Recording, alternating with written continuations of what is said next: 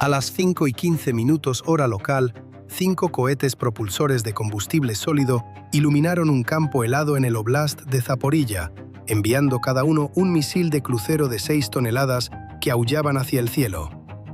Su objetivo era Kapustin Yar, el principal campo de pruebas de misiles de Rusia y la instalación responsable de preparar los misiles balísticos Oreshnik, que llevaban semanas atacando las ciudades ucranianas. Ahora estas 5 armas, conocidas como Flamingos FP-5, ascendían rápidamente y se dirigían hacia el este, hacia el espacio aéreo más fuertemente defendido del planeta. Su destino estaba a solo 650 kilómetros de distancia, pero los ucranianos no estaban enviando los misiles a donde los rusos esperaban. Los propulsores ardieron durante 6 segundos, creando una estela blanca cegadora, columnas de energía infrarroja que cualquier sensor térmico en un radio de 50 kilómetros podría ver. Luego se separaron y cayeron rodando hacia la oscuridad de abajo. Puede pensarse como un cohete de botella, un fuego artificial atado a un avión de papel. El cohete lo levanta del suelo, pero en el momento en que se le acaba el combustible, el avión tiene que volar por su cuenta. Durante 1 segundo y 4 décimas, nada impulsó a los misiles. 600 toneladas de fibra de vidrio, combustible y explosivos, multiplicadas por 5, se deslizaron con su propio impulso en el aire de enero. Entonces se encendieron los turbofanes AI-25. Los Flamingos comenzaron a descender hacia su altitud de crucero de 50 metros. Aún no estaban allí. Todavía se encontraban a 400 metros, desacelerando mientras hacían la transición del ascenso balístico al vuelo de crucero a bajo nivel. Esta es la fase más vulnerable del vuelo de cualquier misil de crucero. Demasiado lento para huir de algo, demasiado alto para esconderse de algo. Estaban como pintados de neón para cualquier radar en la línea de visión. Justo debajo de ellos se encontraba la franja de espacio aéreo más densamente defendida del planeta, es decir, la línea de contacto entre Rusia y Ucrania. Cientos de kilómetros de cobertura de radar superpuesta, baterías de misiles superficie-aire, apiladas en escalones, tripulaciones que habían estado rastreando drones y misiles ucranianos sin parar durante 4 años. Pero los planificadores ucranianos no enviaron los 5 Flamingos en rutas paralelas como en un campo de tiro. La formación se extendió a lo largo de un frente de 40 kilómetros. Esta anchura era lo suficientemente amplia como para que el radar de ataque de ninguna batería Buk M3 SA-27 pudiera rastrear más de 1 o 2 misiles al mismo tiempo, pero lo suficientemente estrecha como para que toda la ola golpeara la línea de contacto en la misma ventana de 90 segundos. A lo largo del eje de cruce, cada tripulación de superficie-aire tenía que elegir un objetivo y concentrarse en él, y elegir uno significaba ignorar a los otros 4. Una batería rusa Buk M3 SA-27, un sistema superficie-aire de medio alcance integrado en las divisiones de infantería a lo largo del frente, había detectado a uno de los Flamingos en su radar de ataque 9S-36. Objetivo cruzado, altitud media, transición de ascenso a crucero. Exactamente el mismo disparo que la tripulación había practicado cientos de veces en Ashuluk. Mientras el misil aún descendía, tenían una ventana de aproximadamente 30 segundos. Dispararon. El misil interceptor ascendió en una trayectoria convergente, acelerando hacia el punto en el espacio donde los cálculos decían que el Flamingo estaría en 4 segundos, pero el Flamingo se hundía, descendía más rápido de lo que permitía la predicción. Cada décima de segundo se acercaba más al suelo y cada metro de descenso añadía más interferencia al ecoterreno que nublaba la solución de control de tiro como la lluvia en un parabrisas. El seguimiento, que era limpio a 400 metros, se convirtió en ruido a 150 metros. A 80 metros, el radar de ataque luchaba por mantener un objetivo que se disolvía, desapareciendo en el terreno debajo de él. Imaginen intentar seguir a un coche específico en una autopista desde un helicóptero. Es fácil cuando la carretera está vacía, pero en el momento en que ese coche se mezcla con el tráfico de parachoques a parachoques, desaparece. Eso es lo que le sucedió a la imagen de radar del Buk. El Flamingo se mezclaba con el suelo. El misil interceptor pasó por la altitud donde se encontraba la formación sin causar ningún daño. A 50 metros de altura sobre el suelo, los flamingos pasaron a vuelo nivelado y alcanzaron una velocidad de 900 km por hora. Pero lo peor aún estaba por llegar. La defensa aérea rusa apila sus capas unas sobre otras. El alcance medio arriba, el corto alcance abajo, cada una cubriendo los puntos ciegos de la otra. El Buk realiza el primer disparo en altitud. Todo lo que sobrevive se entrega al portero. El Thor M2, conocido por la unidad táctica como S.A. King's Gauntlet, existe exactamente para este momento.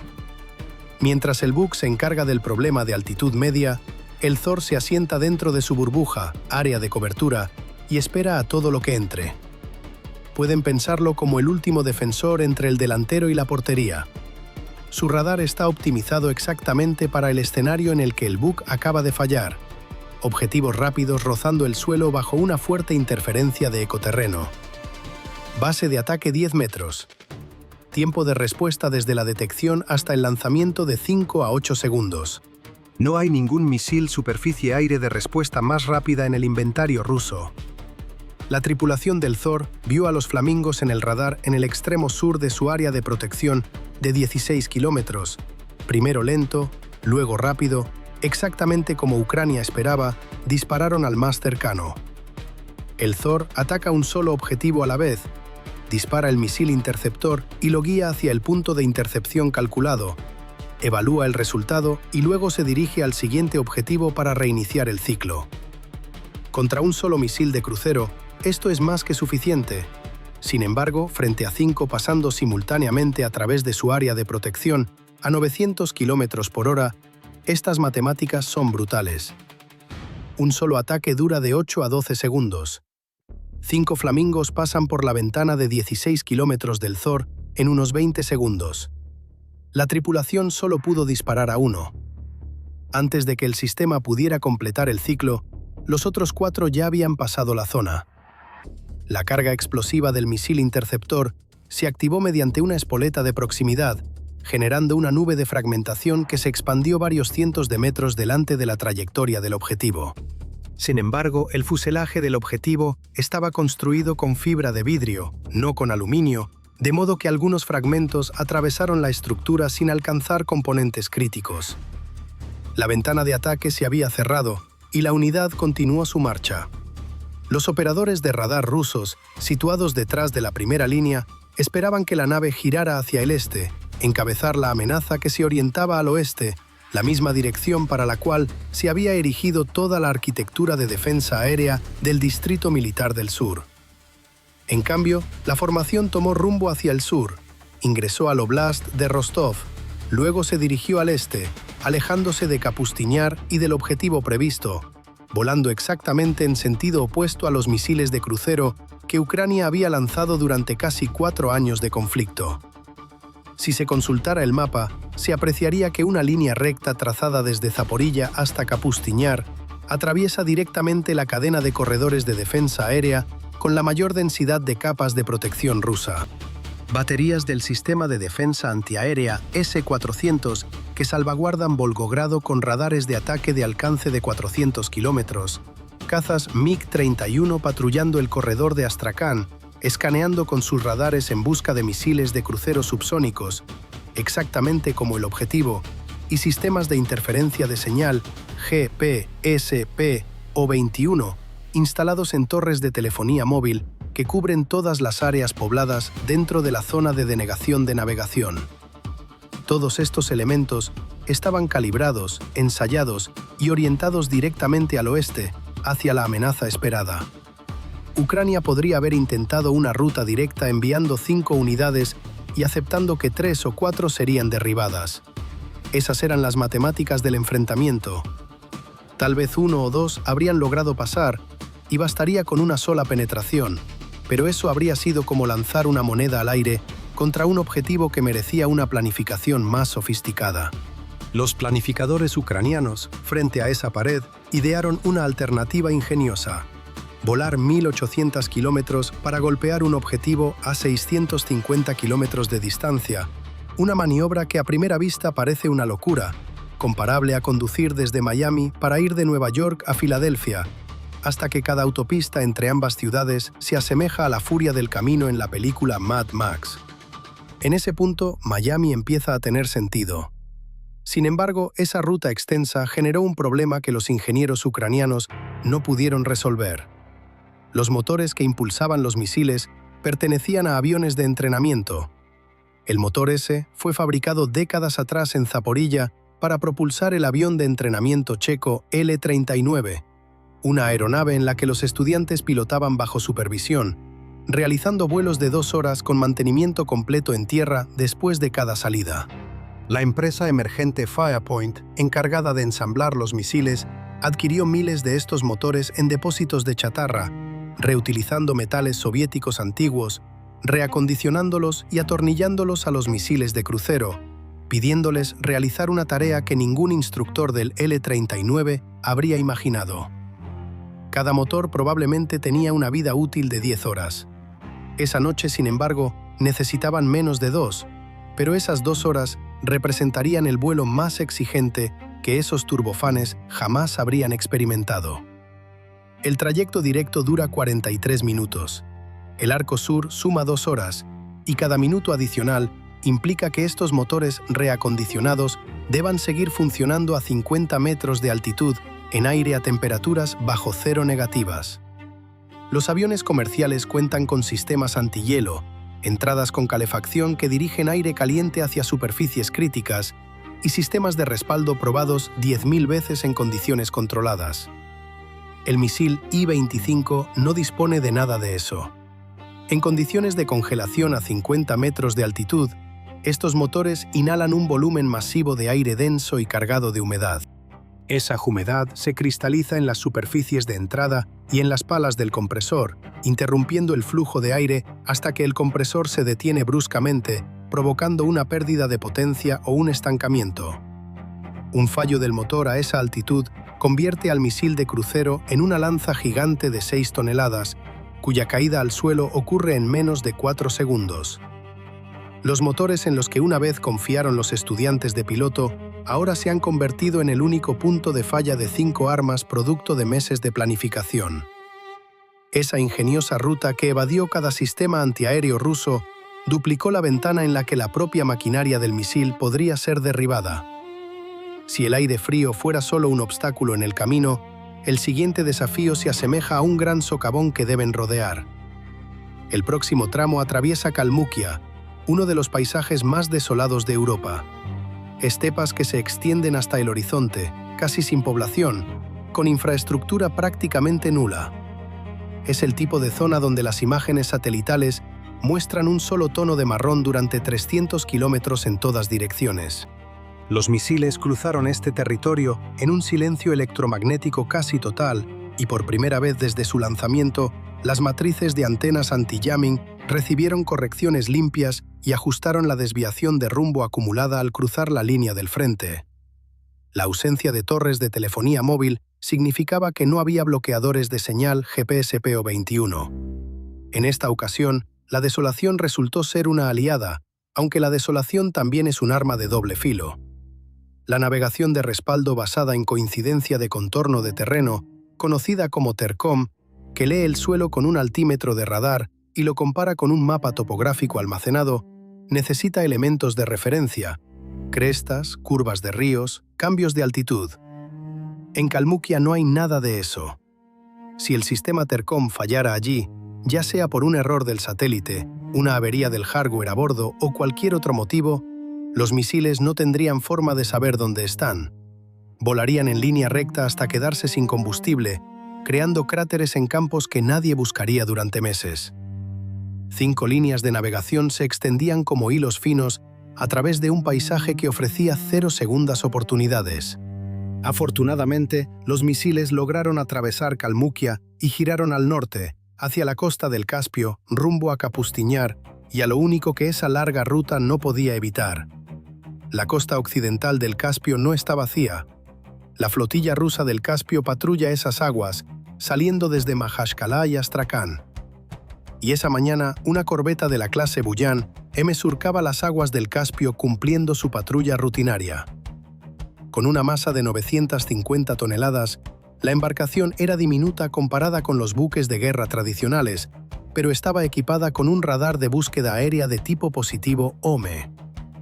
En alta mar, ese sensor disfrutaba de una ventaja singular. La claridad del cielo abierto impedía que cualquier señal de retorno se confundiera con el ruido del terreno, como ocurre cuando los misiles vuelan a baja altura sobre tierra, donde los edificios y las líneas eléctricas enmascaran sus ecos. Sobre el mar, cualquier objeto en el aire sobresalía contra un fondo blanco, como una lámpara encendida en una habitación oscura. El Centro de Información de Combate de la corbeta registró contactos que se dirigían al norte a baja altitud y a velocidad subsónica. La nave llevaba un cañón rotativo modelo 630, además de misiles de defensa corta tipo Igla, lanzados desde el hombro para la autodefensa. Sin embargo, los misiles procedentes del sur estaban demasiado lejos y se desplazaban a una velocidad tal que ningún artillero habría podido girar el cañón hacia la dirección adecuada antes de que los objetivos desaparecieran. En lugar de intentar el disparo, el capitán tomó la radio y envió un informe detallado que incluía la posición, la dirección, la velocidad, la altitud y el destino estimado de los contactos. Ese reporte llegó al cuartel general de la flota del Caspio en Astracán, donde se trazó una ruta de 1.800 kilómetros, señalando cada radar evadido y cada misil superficie a aire eludido. Todo quedó expuesto gracias a la patrulla de rutina, que en el momento preciso observó la pantalla correcta. El cuartel general retransmitió el informe al Comando Regional de Defensa Aérea, y fue allí donde la cadena de interceptación chocó contra un muro que, al menos por el momento, salvó la vida de los misiles. Los contactos procedentes del sur no coincidían con ninguna plantilla de amenaza preestablecida. Todos los procedimientos de despegue de emergencia, los protocolos de Scramble y las órdenes permanentes en el Distrito Militar del Sur estaban orientados hacia el oeste. Ningún escenario manual contemplaba elementos que se desplazaran rápidamente hacia el norte desde el Caspio. El oficial de guardia necesitaba una verificación adicional. Un avión de la flota regresaba a la base y los parámetros del contacto gritaban «misil de crucero». Pero clasificarlo tomó unos minutos extra, tiempo suficiente para que los misiles siguieran su marcha. En Aktubinsk, cerca del Centro Estatal de Pruebas de Vuelo número 929, una tripulación de MiG-31 recibió la orden de despegue de emergencia.